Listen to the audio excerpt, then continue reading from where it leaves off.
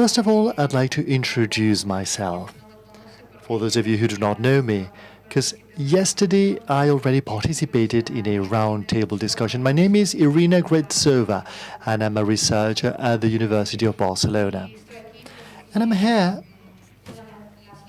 because one of the research lines I'm following is very much related to the evaluation of the efficiency in the use of new technologies in urban contexts.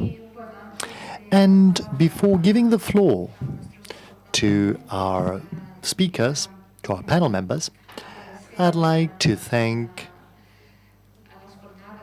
the organizers for having invited me to moderate this panel. And I also wanted to introduce the 4 panel members that we have here. The first one, on my left-hand side, is Francis Ortiz. Francis is a real guru in new technologies. All of the projects that I have seen in the internet are well disseminated, and he will talk to us about a very interesting and innovative project about urban guides called Guideo. And then next to him we have Carme Prats, who is in charge of exhibitions and innovation projects of the Science and Technical Museum of Catalonia, who also has a project that deals with augmented reality in urban contexts. Next to him we have Albert Puig, who is a project thinker at BCN Soundkeepers, a project that has a bright future ahead. He proposes a totally different experience from the one we have seen so far and that we can discover currently. And the last panel member is Rosario Rodriguez Fernández. She works at the Cultural Heritage Department of the Provincial Government of Barcelona. She'll present a platform that disseminates the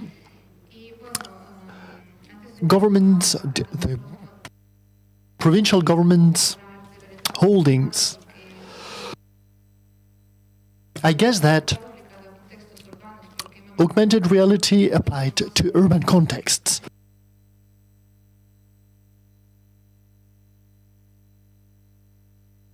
The projects that we carry out currently. I wanted to explain a little bit what is augmented reality applied to the urban realm, the historical perception of a space in real time. One of the first projects carried out was a project at the Museum of London called Street Museum that allowed visitors to travel through the streets with their mobile devices and see the historical image, the historical photographs of the city, and they used archives from the museum. This project was very successful, and it was copied by many other cities. But not only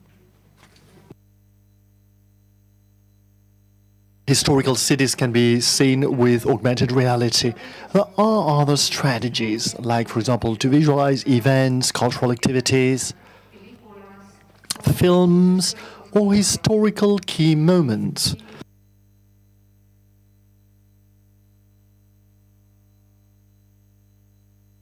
And the great potential of this tool is based on the fact that the historical image can be visualized on site. This tool allows us to change completely the user's experience. If beforehand we saw archives or historical documents at home or in museums, well, nowadays, thanks to this augmented reality, we can visualize it all in streets, the squares of our cities. So now I'd like to give the floor to Francis Ortiz, who will probably present a proposal that I know rather well, although I haven't had a chance so far to try it out, because it's not in our city, Barcelona, so far. I hope that in the near future we will have it available. Thank you, Helena. Thank you, Irina. And thank you for inviting me to this event. I've seen many interesting things so far, and I've heard very interesting things that are well related to what I do and the field of the dynamization of urban spaces. Before starting, I'd like to show you a demo video of the application we have. And after that, I will tell you what the project is all about and the experience we have had. We have been very successful for 1 year and a half. What is Guideo? Guideo is an app for mobile devices. What does it offer us? Guideo is a journey to the past.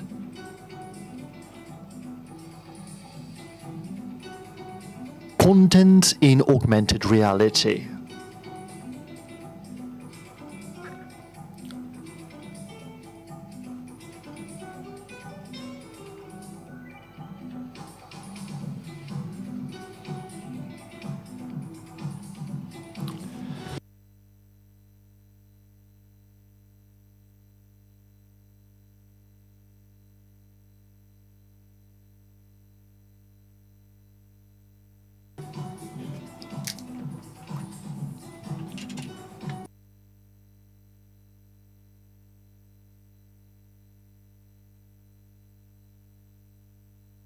Guideo is fun.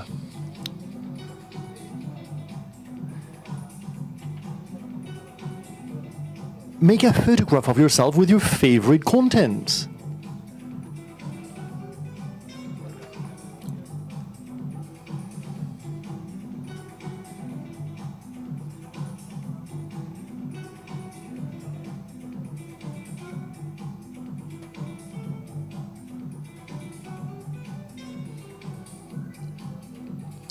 Guideo is freedom. You can actually follow the pathway at your ease, and you can get to know the city without getting lost in it.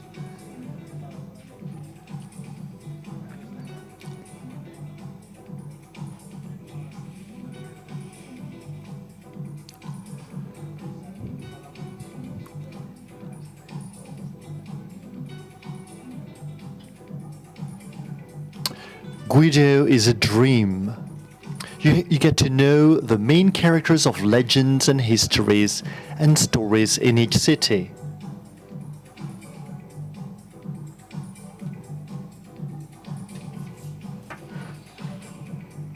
Guideo is tradition.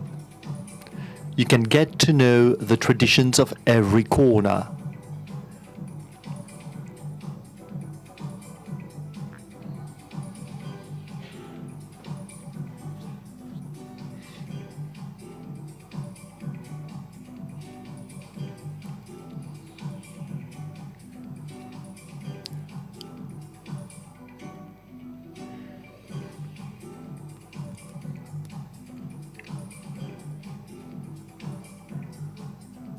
Guideo is knowledge.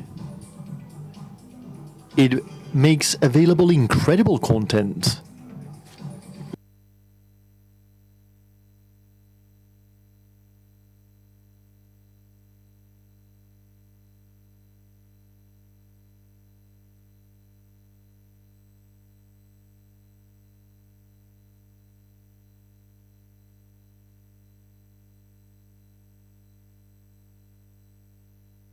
Guideo is feeling.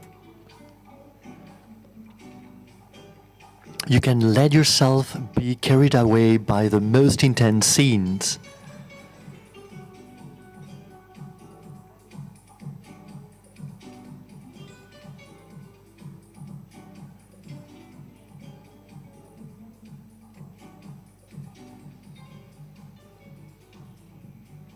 Guideo, the revolution in tourism has arrived. It is an app of tourist paths with augmented reality. Thank you very much indeed. we would like to thank Guideo. Fine. It is quite old. The video is quite old, but I think that it more or less explains in the best possible way, in a visual way, something that's real, something that's happening nowadays in many cities in the south of Spain, in Andalusia, a project that we have where I come from in the Canary Islands, one in Tenerife and one in Gran Canaria. We're working on another one in Peru, another one in Morocco, and, well, we are going beyond our expectations.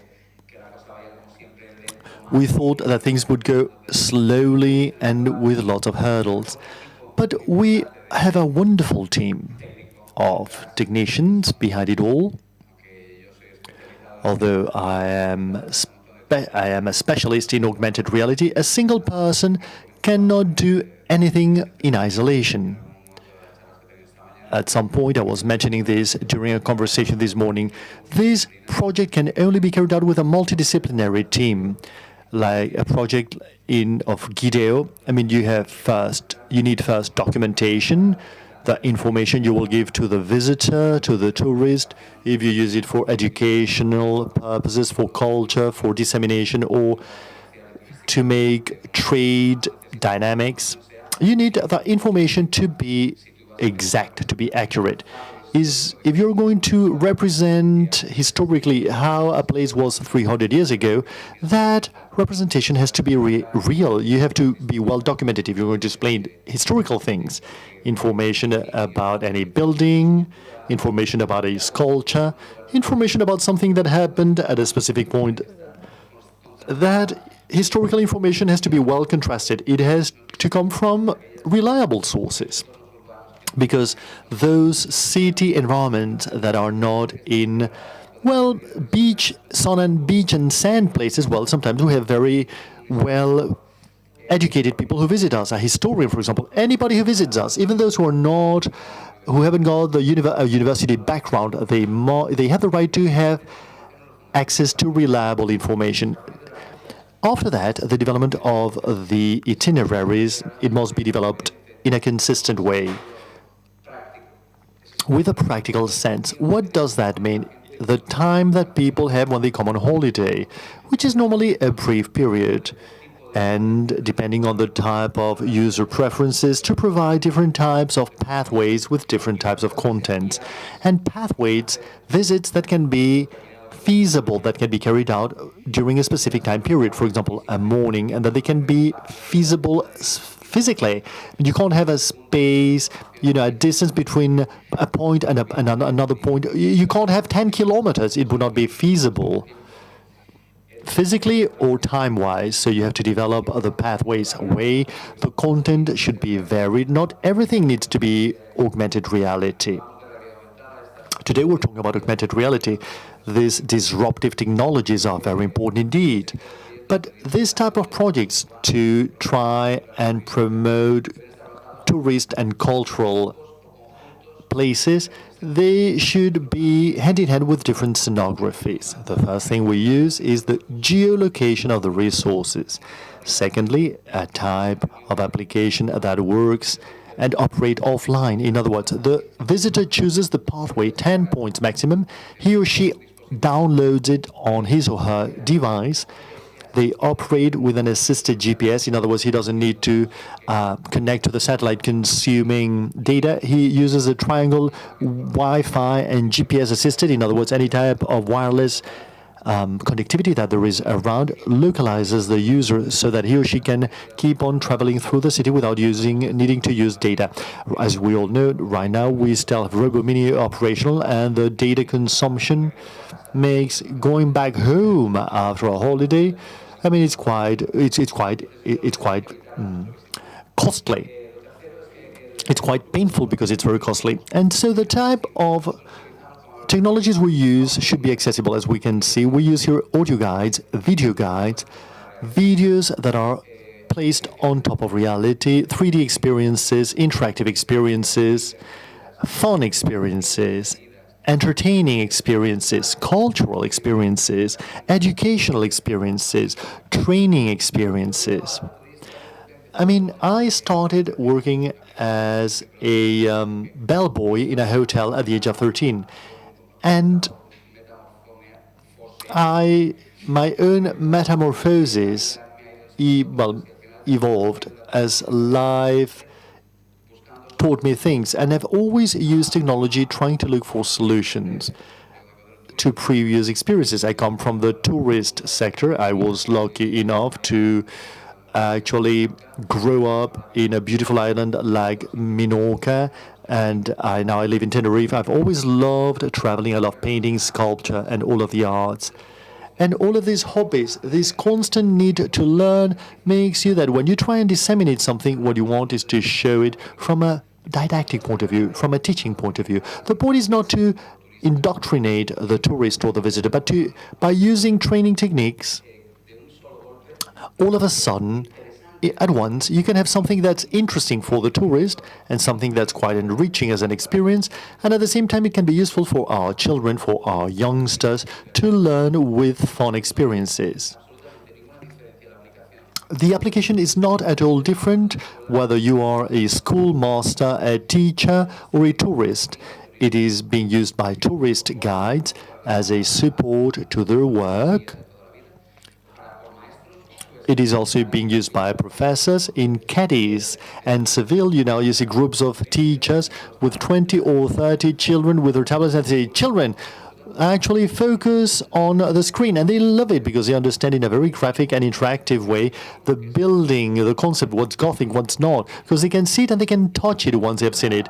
And these videos are the technology we use. And I believe that it is a very good approach with regards to the use of augmented reality, of these so-called disruptive technologies for the dissemination of our heritage, to make more dynamic our city environments. I think it's a very good choice.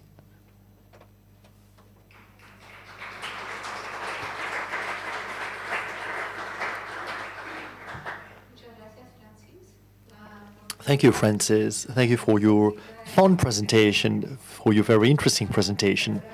To be honest, it makes me very happy and it encourages me to use this app. What you have said, what's very good about this application is that it can only be enjoyed if you're in Cadiz, Malaga, or in a place. If you now downloaded Guideo, it would not work. It forces you to be to the place, and that makes sure that the tourist is on site. Well, we'll need to travel then. Thank you. And I'm going to give the floor to Carme Prats. Thank you. Well, my presentation will not be as fun.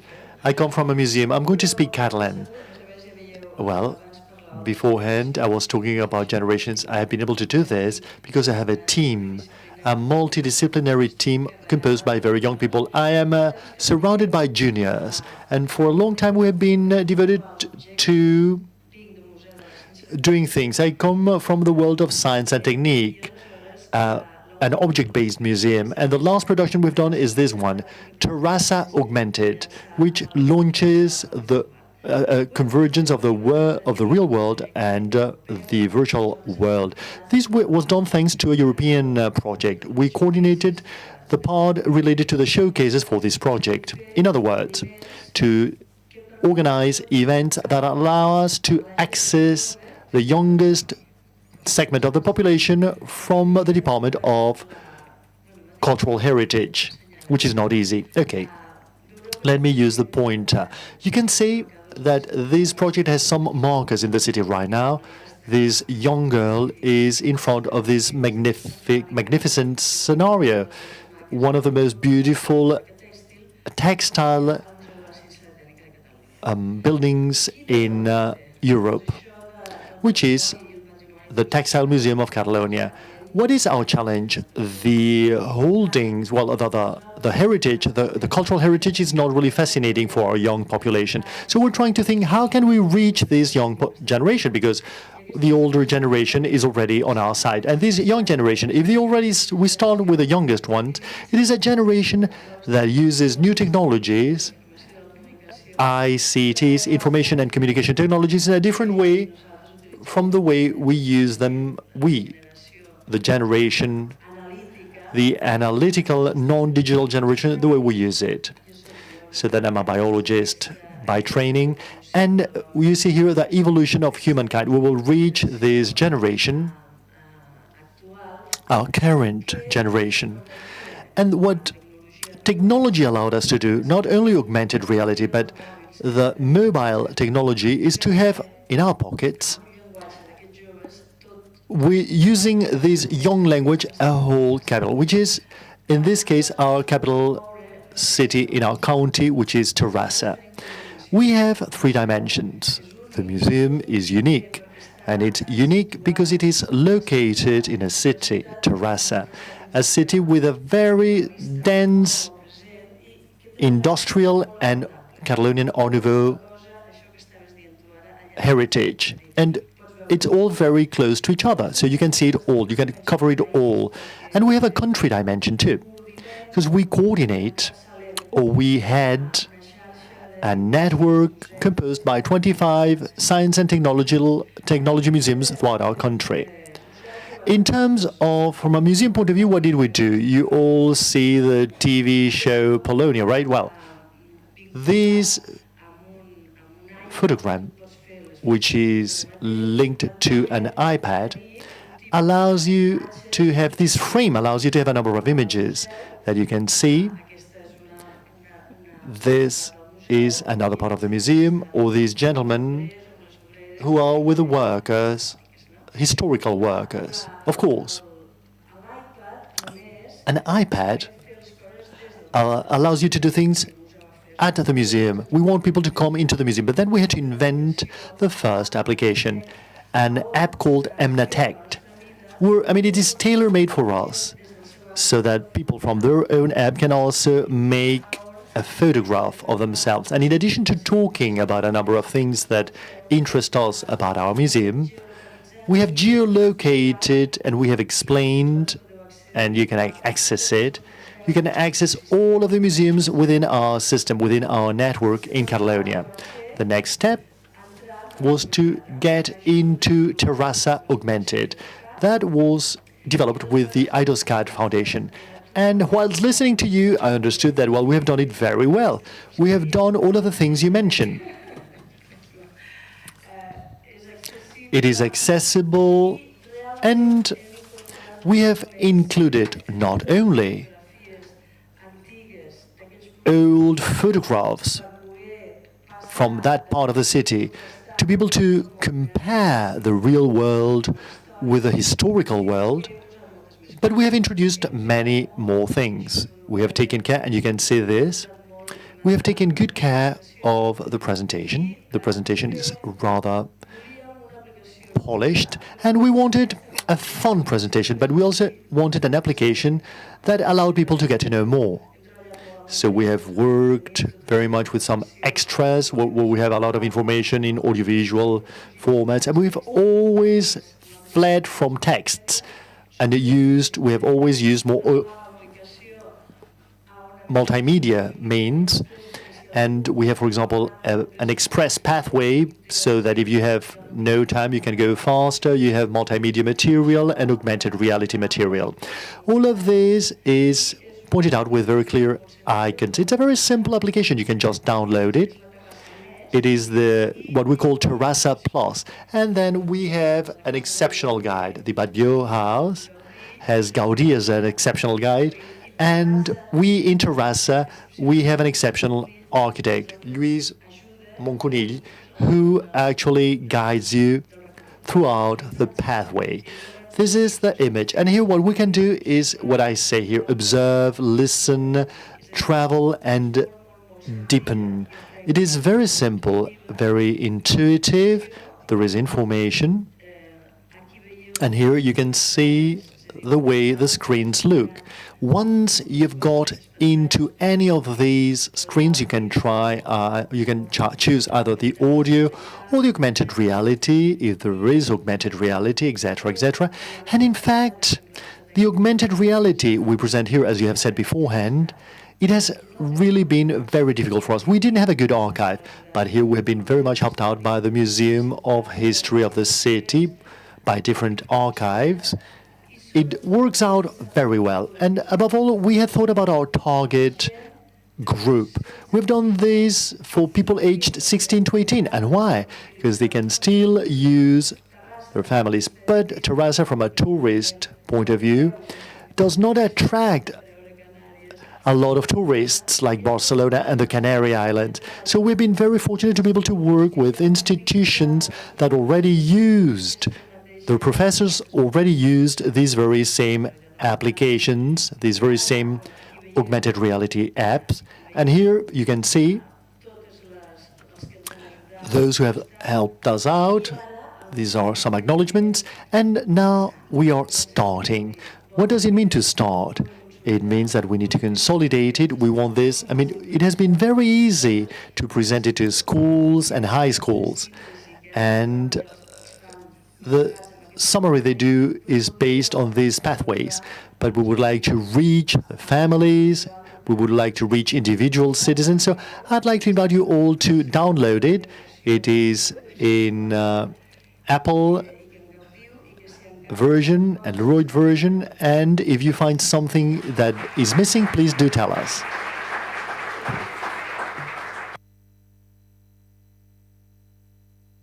Thank you, Carme, for explaining to us the new way of explaining and disseminating your industrial holdings. And now I'd like to give the floor to Miguel Puig.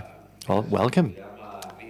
Thank you for inviting me, although I'm afraid what I'm about to tell you does not really fit within augmented reality.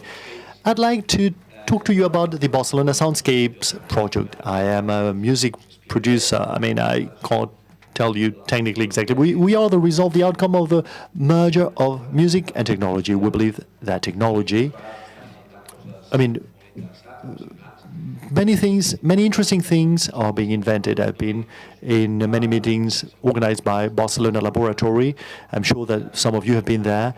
There are many thinking brains there. And sometimes I leave the room thinking that there are many things that are incredible in terms of applications and new technologies. But all too often, these things do not ever reach the market, or they find themselves in a dead end. So I think it's useful to start thinking about the fact that culture, imagination, and invention should be placed on the side of the new technologies to give them an exit way that's feasible and to turn these new ideas into business. What we have invented somehow is the fact that we illustrate. So far, we have started with the city of Barcelona because I've worked together with the iCube, which is the Cultural Institute of Barcelona. We are actually covering tourist places, Santa Maria del Mar, Sagrada Familia, Barça, the Barça football field, the market. And we illustrate these places how? With music, with musicians from our country. We're composing music that have been thought about the historical rigor of spaces, but also the place we are watching. It's not the same thing to illustrate a narrow, dark street or to illustrate the facade of a cathedral. It is not the same to illustrate a Gothic building or a Catalonian Art Nouveau building. Music can adapt itself to all of these characteristics that our buildings feature. But what so far could have been deemed to be very easy, I mean, how stupid you may be thinking, well, to illustrate our buildings with music is what you're seeing right now on screen. I've brought very little material, but what you can see here is the example of how we are composing these music scores. This implies an Android and Apple Music app. We have different circles. Each circle is geolocated by satellite, and in each one of these circles we include either a melody, a tune, a rhythm, or just organic sounds or illustrations of any type of sound illustrations. What's interesting about this? Well, when a visitor, a foreign visitor, or anybody, for example, who lives in Barcelona and who has gone through the Sagrada Familia many zillion times, placing the headsets of his or her mobile phone, he will experience a unique experience because music will be composed according to his or her movement. If you go through the top part, you will listen to one thing. If you go through this street, you will listen to something else. If you go through this other street, you will listen to something else. Let's imagine for a second a group of 60 Japanese tourists in front of La Sagrada Familia. That's easy to imagine, isn't it? And the 60 Japanese tourists, each one of them has a different musical experience because unless they go like a herd, and that is quite likely, if each one of them approaches a building differently, he or she will have a totally unique and different experience and perspective. I believe I have here Santa Maria del Mar. You can't see it very well because there is a central circle. You have the Passeig del Born in your mind, right? Those of you who are from Barcelona, those who have been in Barcelona, well, if you go from the Born Cultural Center, you go in and then you hear the sea because, of course, there are historical references. Santa Maria del Mar was a church built thanks to the contributions made by sailors.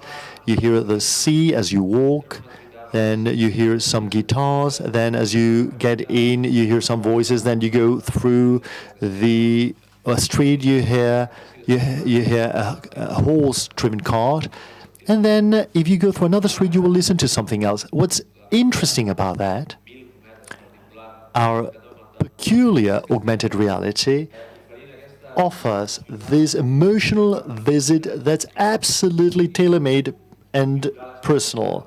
Nobody will feel the same experience. And we do that with music, and we do it by creating not songs, because here there are no lyrics, but these are soundtracks. As you know, in the same way we create a soundtrack for a film, action scenes do not have the same type of music as love scenes or bad scenes. Here we have exactly the same. There are corners who need a different tune, who need violins, or who need an electrical guitar. The Sagrada Familia, just to give you another example, if you go round the Sagrada Familia, you go from the classic facade made by Gaudí. There is a part that's work in progress, and I believe it will be work in progress for the rest of our lives. And there's a current part, an updated facade, a different facade. What do we want? We want the experience to be totally different. We're all tourists at the end of the day. We have all visited foreign cities. We have all visited things. We have all had our cameras hanging from our necks. But sometimes we have the feeling that we act like herds of sheep. And you know, you have heard already that guide who's telling you things that if you are in a museum, you could read it out. I mean, that has already been explained. I do not need to follow somebody holding a stick to know where I have to head to. This is a personal, unique experience, an experience that you can take with yourself as a souvenir, as a memory. This is an app that you will be able to download at the beginning of 2015. And it will be an application in which we do not want to do great, spectacular things, because what we want is for people to have their mobile phones in their pockets. It is useless for us to have tourists who are looking at their phone screens and not watching the Sagrada Familia. We want them to have their phones in their pockets and let themselves be brought along by music. And this experience will be unique and it will be completely different. And having said that, let me insist on this. We are a music producer. We do many things that have nothing at all to do with this. We are the creative side of it.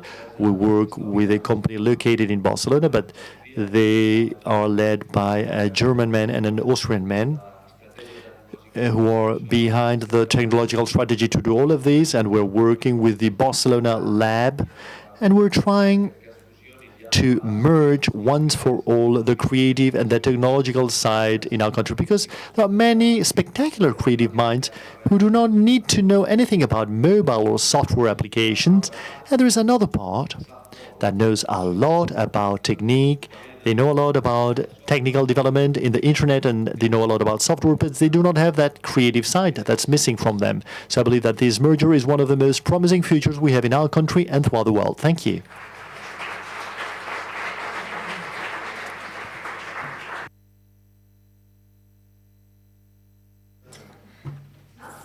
Thank you very much, Albert. Did I do well? Did I do well?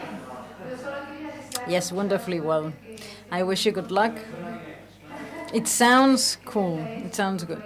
I wish you all the best for this project because the experience that you are proposing is totally different.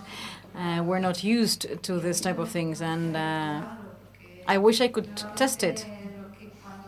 I wish I could try it, because when we discover urban spaces, we tend to use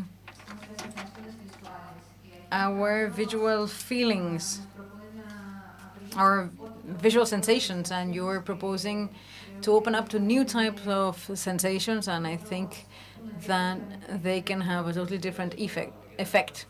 Let me add one little thing. Yes, this is a global, comprehensive experience, and we've been able to try this on site, and at some point, based on, well, depending on the volume you're listening to the music to, you don't know what are the real sounds and the sounds that we are proposing, because at some point everything gets mixed.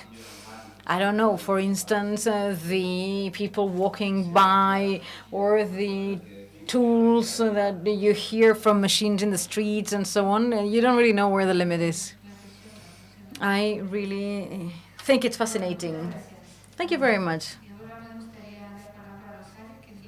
And I would like to give the floor to Rosario now. She's going to be the next presenter at this panel discussion. Thank you very much. Thanks for being here. I work at the Barcelona Provincial Council Culture Department. I will not talk about augmented reality, but I would rather talk about the concepts, the bowels of the whole system. The City Council of Barcelona is currently promoting a new set of apps for mobile devices, and their purpose is to bring closer to citizens all resources which are available in the Barcelona province. The Provincial Council is aware that culture is essential for generating employment and for social purposes as well. And it's a way to position territories as well, and to promote different regions and offices. And I work in the promotion of local cultural heritage in order to improve municipal policies related to the preservation, research, and dissemination of cultural heritage.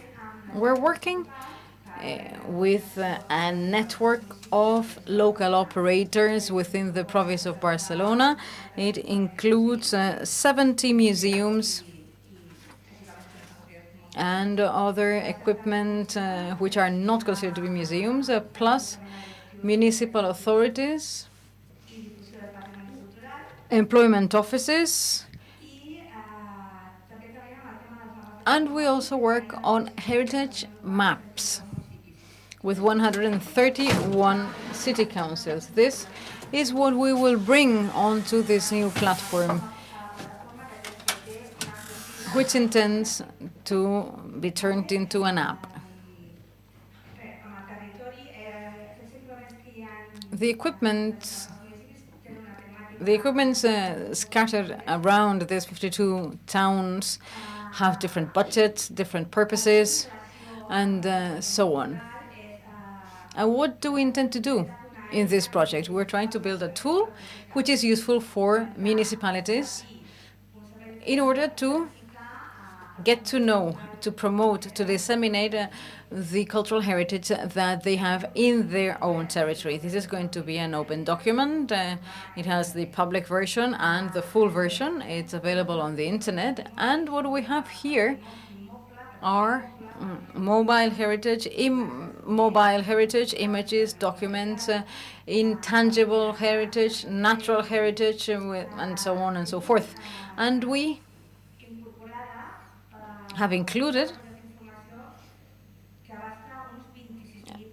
a certain amount of information, including almost 27,000 items. You can access them from all the websites of the different municipalities which are partners in this project, and from our own website, as well as from the Diputació de Barcelona, the Barcelona Provincial Council website. This is, for instance, what you would see with a query.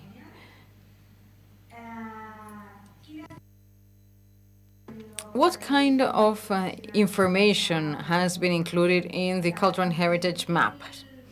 What is included in the app? Of these almost 27,000 items which have been recorded, we have 1,268 which are geolocated in 129 city councils. The Municipal Archives Network, which are doing the maintenance of all this information and provide cooperation in these 136 city councils that are participating in the Barcelona Provincial Council. They are digitalizing the minutes of municipal or of city council meetings. You can look at them, you can query them on the web through the website in the department in a tag called Municipal Document or City Council Documents. We currently have 102,000 pages of documents available on our network. What kind of information have we included from the municipal archives? We've brought information from these 216 municipal archives. And as I said before, the Barcelona Provincial Council has got a platform that we're working on.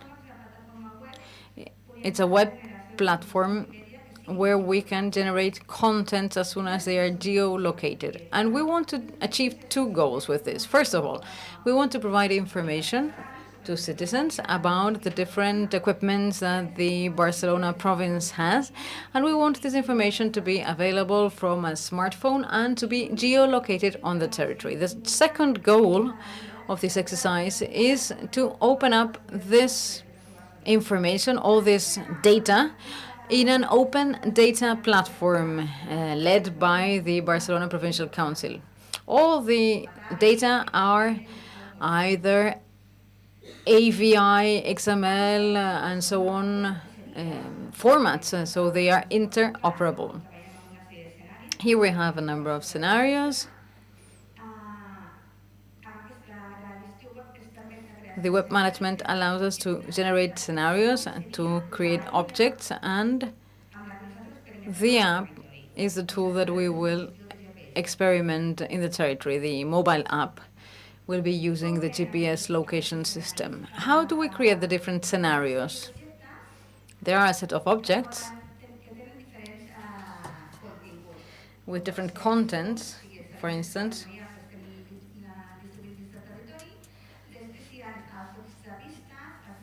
Then we have question games or drills.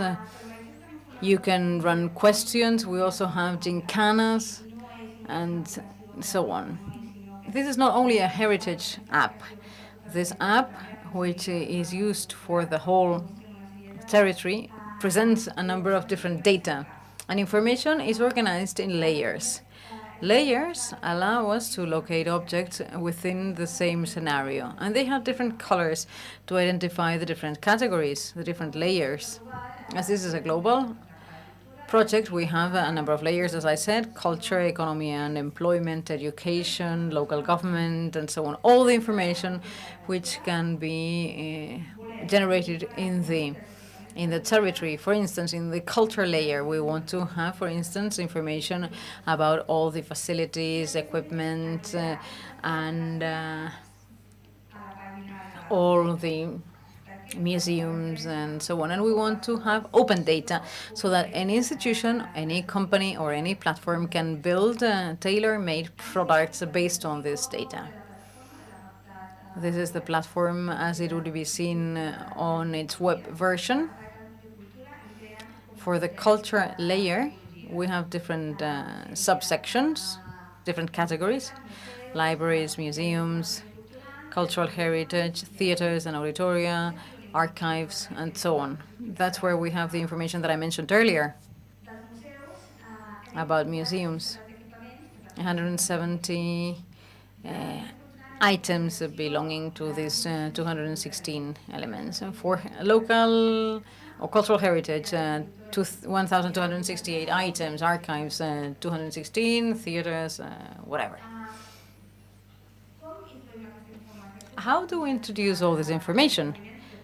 By creating points or spots where we describe the information. Here we can explain what that item is specifically. We can include information such as the opening hours, their website, audio snippets to explain what that cultural heritage thing is, images, and so on. Other resources. We can generate a sort of a gincana. It can generate information on a map with a sequence of hints that you need to follow in order to find out more about this game and get to learn more about the territory. And what about questions? Questions need to be inside about the territory. You need to be on site in order to get that question. And then we have a time machine. Here we can include photographs about the same location, but over time, going back in time. Let me show you the demo, please.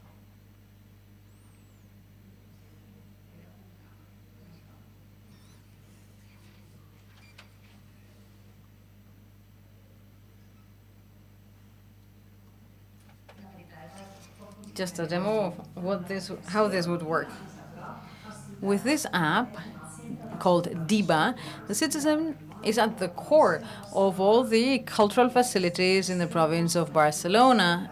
This app shows information about archives, theaters, auditoria, libraries, museums, and all cultural heritage sites, taking into account the location of the user. You have opening times, interesting data, images, and their website. How does the app work? It's very user-friendly. You can search on a town, or you can move around the province to identify what is where.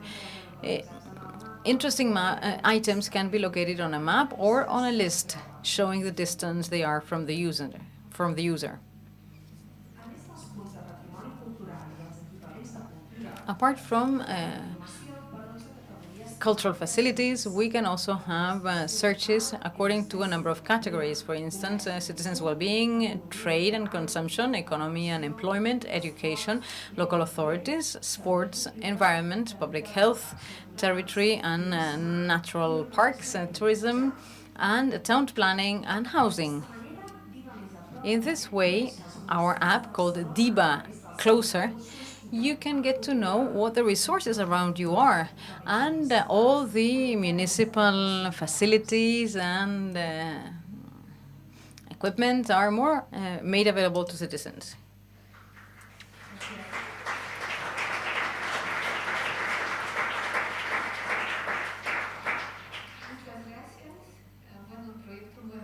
Thank you very much. This is a really ambitious project with facilities from all the province. It's a huge library that or a huge source of information that we have on your handheld device. Let me propose to start a small discussion in this panel among the members of the panel on the topic at hand, the city, resources, augmented city, augmented reality in the city, and so on. And the first question that I would like to ask all of you has to do with the background, the documentation, and how to design a resource. As was said earlier, resources and how rigorous they are essential in order to disseminate the heritage. And in each different place, these resources are of a different kind and quality. Can you tell me how you develop a resource and how a project is implemented? Who would like to answer this question?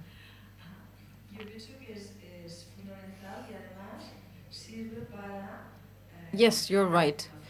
This is very important. The language is a different one. That's true, but behind what's interesting is to have information about that facility, about the resource. What you see there is just the tip of the iceberg, but behind there is a huge amount of work. In our case, we have document experts, librarians, and documentalist experts who selected documentation, especially photographs, and then did some searches, and thanks to historians, this was given a higher profile. Another important item in this process is rigor.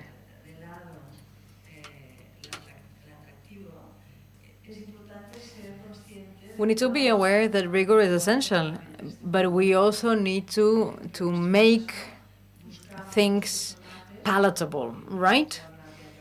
But it needs to be made clear when that part of when what you're seeing is the gamification part, and what you're seeing is the document or the resource in itself. Some things are facts, some things are like the staging of facts, and this needs to be made clear. During the development of an app,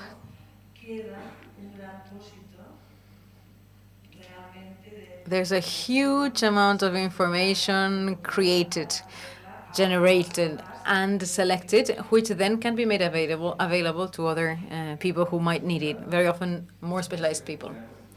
Let me add that besides how we do it, what's important is to do it well.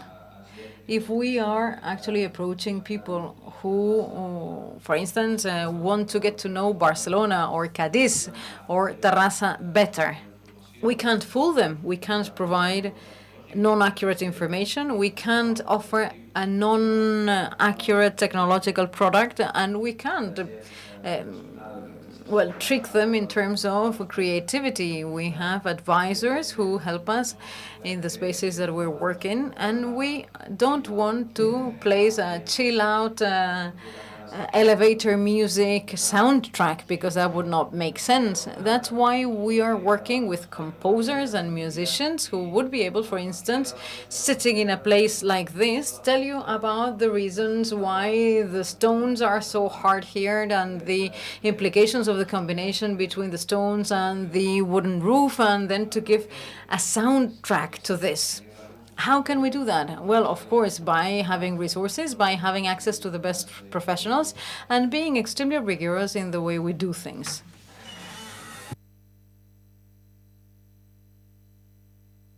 I think that the person who is doing the background document part and the fact-finding is her. I think that this is a very important part. Without her, I'm nothing. If when I need the information in order to create an app, I'm not given the content, there's nothing I can't do. I can't invent the history of Cadiz or Terrassa or the background of that piece of stone. No. And what happens with institutional projects, if you are working with institutions or if you're part of an institution, you know what this is all about. When you ask, when for? When did you said you wanted it for? That's a big issue. I've spent 6-7 months in a project before the heritage department of one city would give me information about 5 sites with the features and the story that they wanted to tell about it, so that we could start translating that into the app so that we could start working with that. All that information that you are preparing, all those facts that you are making available to us are essential. If you're within a museum, of course, all the information will be available there, but it needs to be placed in a space that we can work from, and that's essential. If we want to work with all this information, we require the collaboration of institutions, museums, archives, all the facilities that we have on the territory, all the corporations which partner up with civil society and with the city council in order to decide how much priority we give to each one of the facilities and so on. So there's lots of people who have a say in the whole process. For instance, reviewing heritage maps.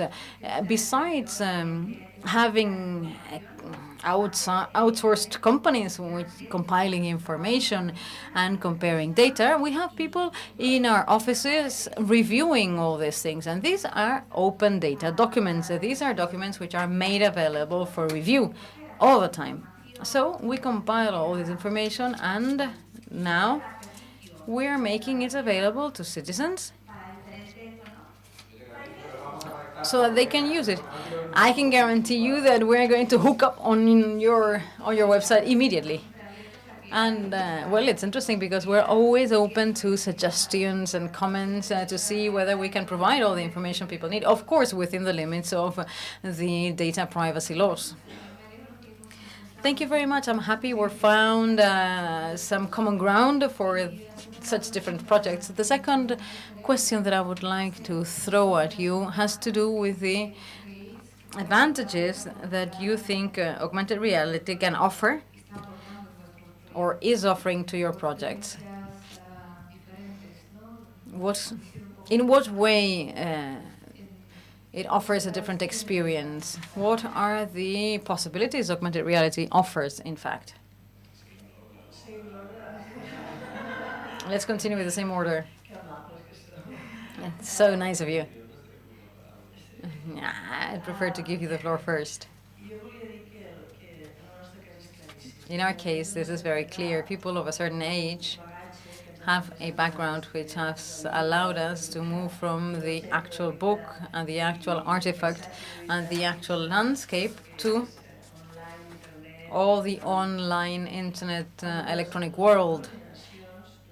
New generations, however, and they are our target, were born at a different time. I have a 4-year-old grandchild, and when he was 2, he would sit on top of, in front of the television, and he would swipe the screen and think that the television had broken down because the image did not move. So they have a different type of relation. They live connected in a different way, and we need to give them the opportunity to get to know all the other things as well. You can enjoy reading a digital book, but if you have a paper book, things that you can touch are also enjoyable and useful. So we would like to bring everything that we have, all these interesting things we have, we want to bring them closer to younger generations through technologies which are the suitable technologies for their times and which are attractive for them. Can I add one thing? If you want to see your experience, if you want to experience our thing, you need to go to the place, he said. That's important because we are all victims of a screen, a static screen such as the television screen or the laptop screen. But as soon as iPads, tablets, and smartphones appeared, we now have dynamic screens. We take them all over the place. I know that, I don't know where that was, but there's a lane in China or in Japan, is it? For people who walk while they look at their phones. So you have the bicycle lane and the pedestrians with mobile phones in their hands lane. Well, I think it's interesting because you can get hold of a lot of information. You have the real view of the thing when you're on site too, not only the information provided by your smartphone. And using these technologies on site makes this even much more unique, especially if we are talking about how to make the best of our heritage, because otherwise we will end up just enjoying our heritage from a screen. I look forward so much to speaking Catalan. I was born in Seville, but I grew up in Menorca, and I really feel like speaking Catalan. I was a singer for a band called Ya Tu Diré. Francis Ortiz, 1984, 7 years before Christ. Chris Jonico was my second guitar player. 1984 to 1990.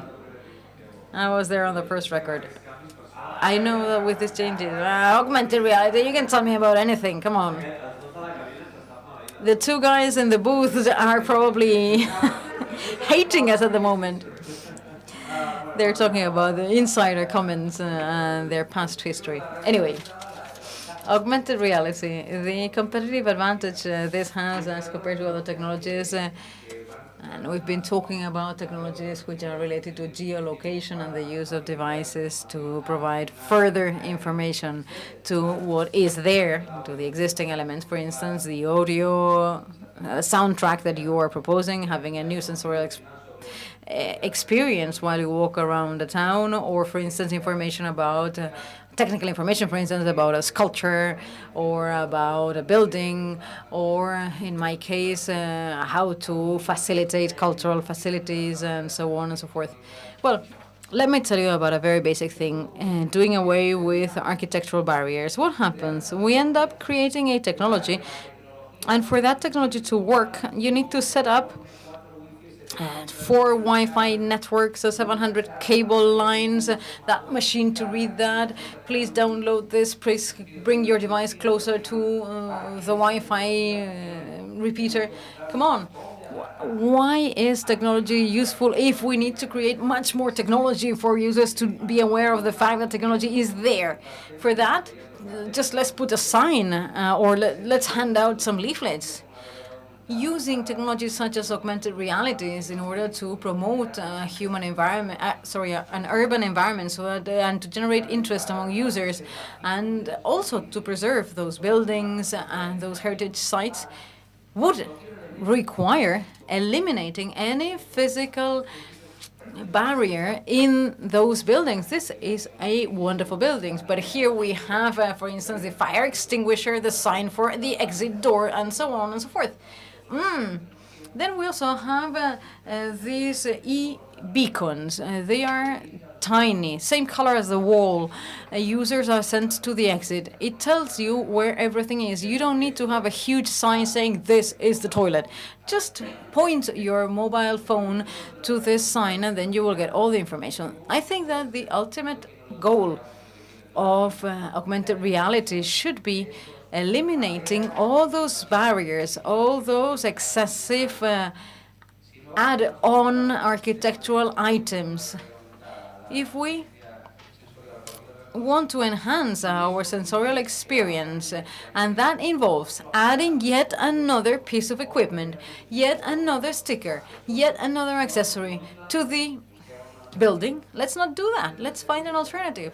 I think these technologies need to be useful to avoid using resources and to avoid things which break down and then need to be replaced. I think that they should be used for sustainability, and because, well, these buildings are too nice to overload them with things hooked on them, which would detract from their beauty, which comes from architecture itself.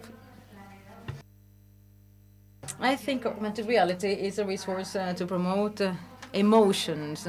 It enhances emotions. It brings you closer to heritage somehow. It approaches you to heritage and it entices you to want to know more.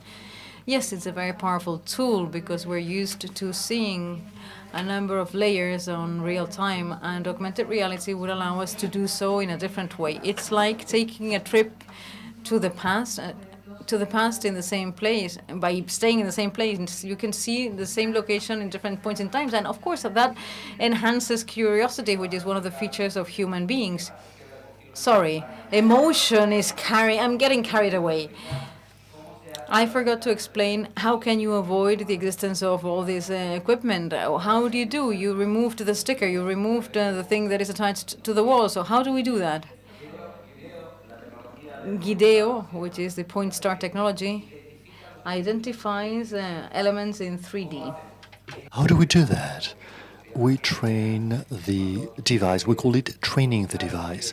when you tell us, okay, you say, Francis, do you see this engine, this 18th century lorry engine? I want you to dismantle virtually the pieces and tell me what's inside without needing to touch it. Okay, so I'll come with a tablet, and I'm going to go round the engine with the tablet. I'm going to recognize it, and the system will generate a three-dimensional map made up of little points that configures the external aspect of that engine, so that when I upload this three-dimensional structure under the form of points in space, and I associate this three-dimensional structure through software, which is the application, to a 3D experience, I couple it together perfectly well, and then I superimpose the virtual experience over the real one, so that I recognize this bottle.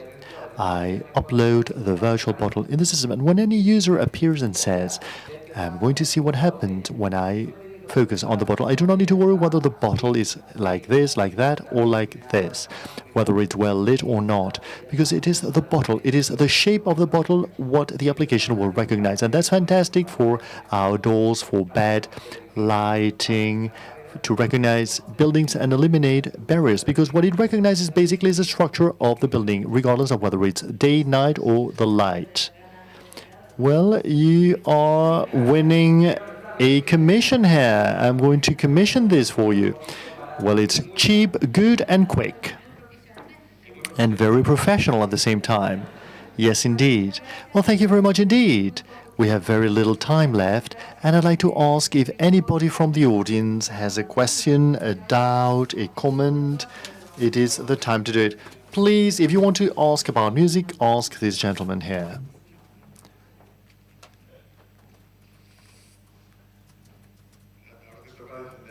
Well, you need to defend the proposal now.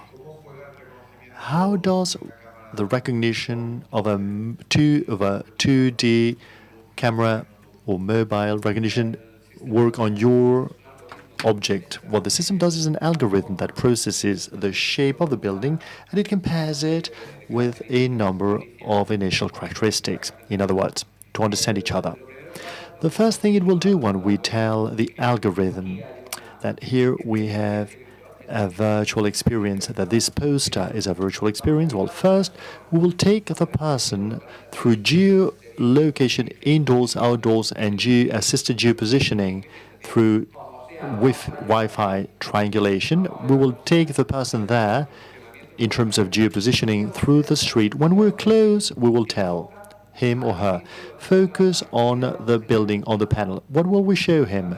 A picture. On the screen, he will have a picture of the building or of this panel, so that the person identifies where he or she has to focus the camera on. When as you have said well, the camera is bidimensional. So what it will do is it look in that space for a specific shape. Some initial shapes to start the location of the 3D graph. In this case, it will take what's most visual. In other words, this yellow circle and the upper left-hand side corner, 2 reference points. Once it fits it in, the rest, it actually squares the three-dimensional figure with the point over the rest of the structure, and then it launches the application. It will not launch the augmented reality until it has fit in well the object. It is like a bidimensional mold, a 2-piece mold. I have this B2-point mold. It's like this children's game with a triangle and a round figure. So the camera looks for the first part of the piece, and then it will fit in the rest, and it will actually fill it up. The experience does not need to be about this device. The device is going to be an experience positioner. What I'm going to do is, if I want this table to appear three-dimensionally at this distance, what I need to do is to identify the object and then place it, and then the table will appear, because I've said it will place it at a 1 meter distance and with some given coordinates. But without light, you can't work. Of course not. In the dark, you can't do it. Come on. When we talk about cameras, sure, I thought you were referring to the ordering and the positioning. The lighting. If you're in total darkness, you will not be able to do anything. You will just bump into the wall. we're talking about experiences that are not related to caves or looking for bats in caves. We're talking about places where there is light. Museums are lit. The streets have a certain lighting. I mean, if we see something and the camera sees something, it's enough, of course. If it's in the middle of the night, out in the fields, or in a totally dark street, or there's nothing, you can't see anything, neither I nor the camera. And then we have a problem to get out, to find the exit way. Have you finished? Yes. Any further questions, please? Well, then, we have to finish with this roundtable discussion. I'd like to thank you all for your participation, to the audience in general. And, well, we continue with the next session.